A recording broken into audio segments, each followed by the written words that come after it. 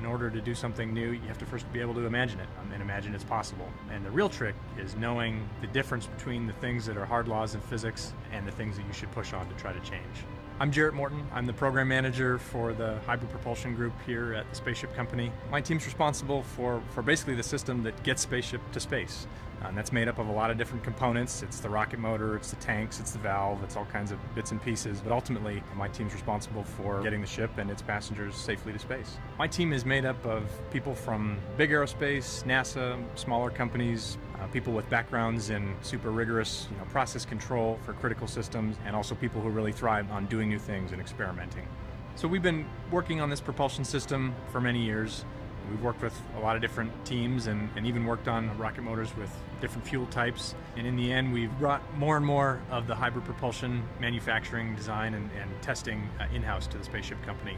And so now, for example, we build our own rocket motors right here in-house. We do all the component manufacturing, we do the assembly, we do the proof testing, and then we take them out back in the desert and do hot fire testing here as well.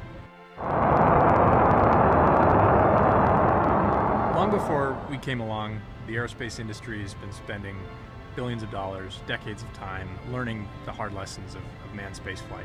And we don't ignore those things. We're subject to the same laws of physics as they are, and so we really try to take the best practices from those lessons and add to it, our own innovation.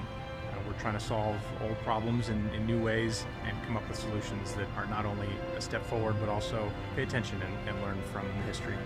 Sometimes the most simple solution takes the most innovation to get just right.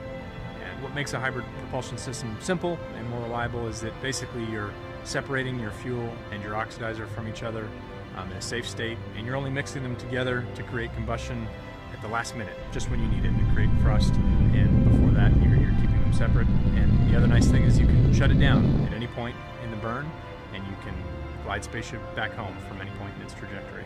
And of course, where you have simplicity, you have additional safety, and that's important for our end product. While our spaceship is finishing construction, we're taking the opportunity to do a few last-minute improvements on our propulsion system, and that's an exciting time to be in. We've made game-changing progress on a simple and elegant solution to power Spaceship 2 and to get our customers and hopefully one day our friends and families to space.